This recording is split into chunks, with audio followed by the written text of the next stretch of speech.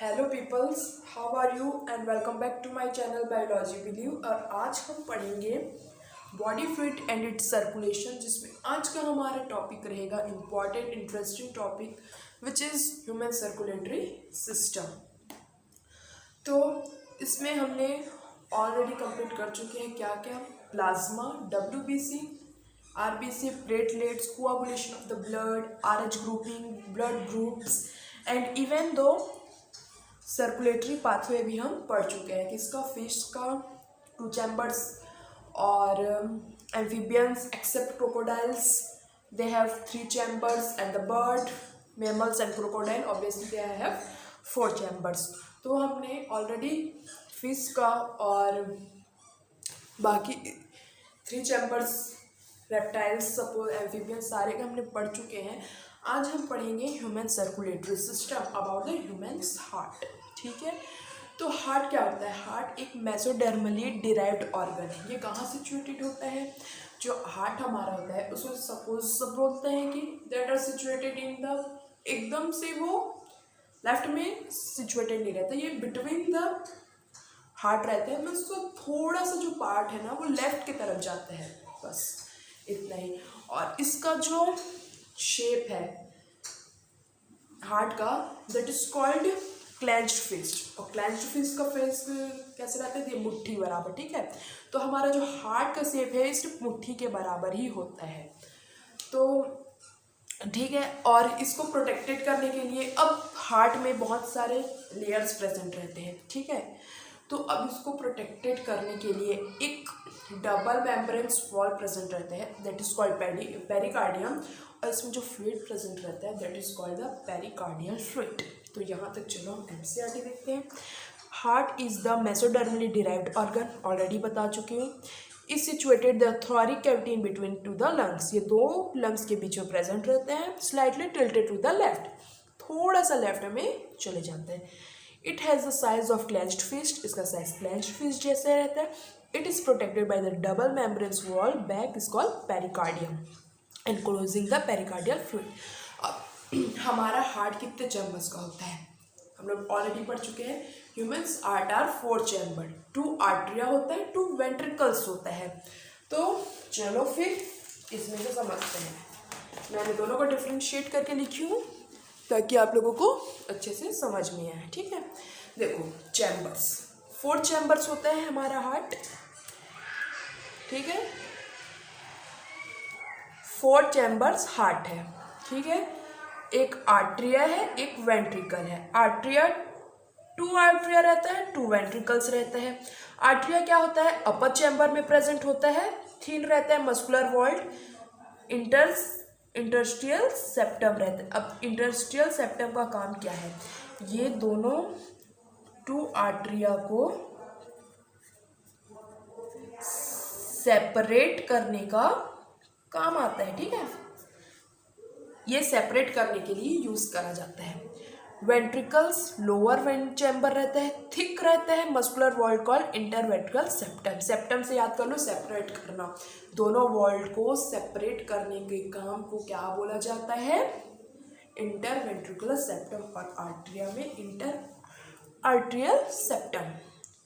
ठीक है गाइस, तो अब देखो आर्ट्रिया का काम क्या होता है? रिसीव करना, रिसीविंग द ब्लड।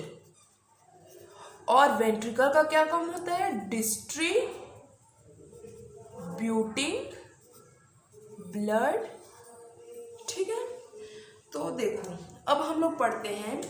ये हार्ट का स्ट्रक्चर है, ये लेफ्ट आर्ट्रिया है, ये लेफ्ट एट्रियम है, ये लेफ्ट वेंट्रिकल है, ये राइट वेंट्रिकल है, ये लेफ्ट वेंट्रिकल है। तो देखो राइट आर्ट्रिया का काम क्या होता है? राइट आर्ट्रिया का हमेशा काम क्या होता है? डीऑक्सीजनेटेड ब्लड को लाना, कहाँ से? From the body. और लेफ्ट एट्रियम का काम क्या होता है? हमेशा ऑक्सीजनेटेड ब्लड को लाना, कहाँ से? From the lungs. ठीक।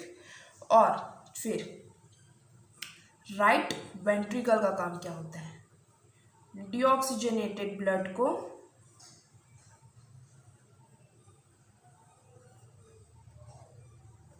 भेजा जाता है कहाँ? लंग्स में ऑक्सीजनेटेड होने के लिए भेजा जाता है, लंग्स में ऑक्सीजनेटेड ब्लड होने के लिए। और ये जो लेफ्ट वेंट्रिकल होता है वो ऑक्सीजनेटेड ब्लड को कहाँ भेजता है? पूरे बॉडी में, ठीक। तो आई होप आप लोगों को यहाँ तक समझ में आ गया होगा। अब इसके बाद हम पढ़ते हैं हार्ट कहाँ से, किस प्लेस से वो लाता है, ठीक है। ये हमारा बेसिक स्ट्रक्चर होगा हार्ट का, that is our basic structure of our heart.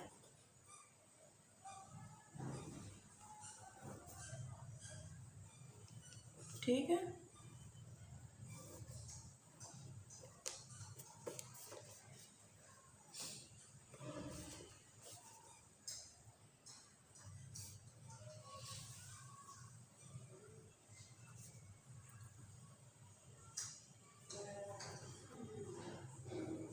ठीक है।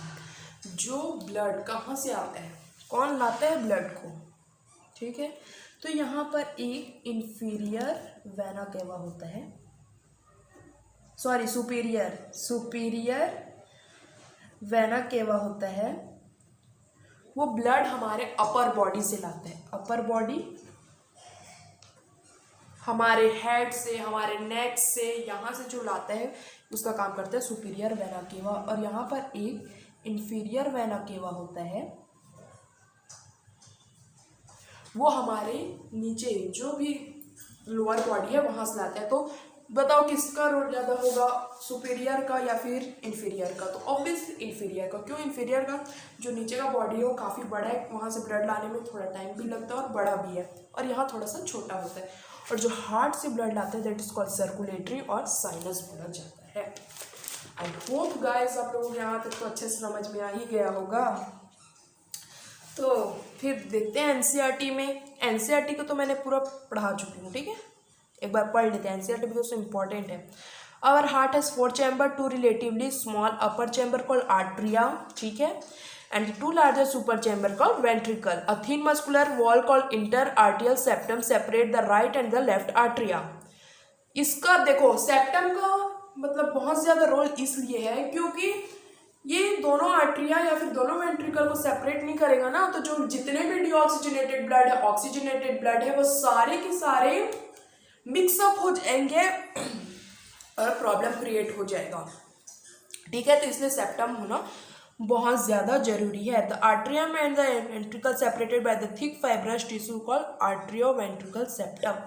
अब आर्ट्रियम और वेंट्रिकल सेम साइड के लिए भी हमको सेपरेट करने की जरूरत होती है। जैसे right atria right ventricle, left atria left ventricle, तो इस पर्टिकुलर इसको बोलते हैं आर्ट्रियो वेंट्रिकुलर नोड्स। और आपने ऑब्जर्व किया होगा जैसे अभी हम लोग पढ़े कि थीन होता है, ठीक है, आर्ट्रिया, और वेंट्रिकल थिक होता है। क्यों? उसका जितना भी ब्लड काम होता है सिर्फ नीचे देने का होता है, ठीक है, सिर्फ उसको रिसीव करना है, नीचे लाना है ब्लड को। लेकिन जो वेंट्रिकल्स का होता है ब्लड उसको डिस्ट्रीब्यूट करना होता है पूरे होल बॉडी में, इसलिए जिसका जो वॉल है वो थोड़ा मोटा होता है, थिक होता है। ओके, तो आई होप गाइस आज बस इतना ही। कल हम लोग थोड़ा आगे का पढ़ेंगे। Keep study, be happy, thanks for watching.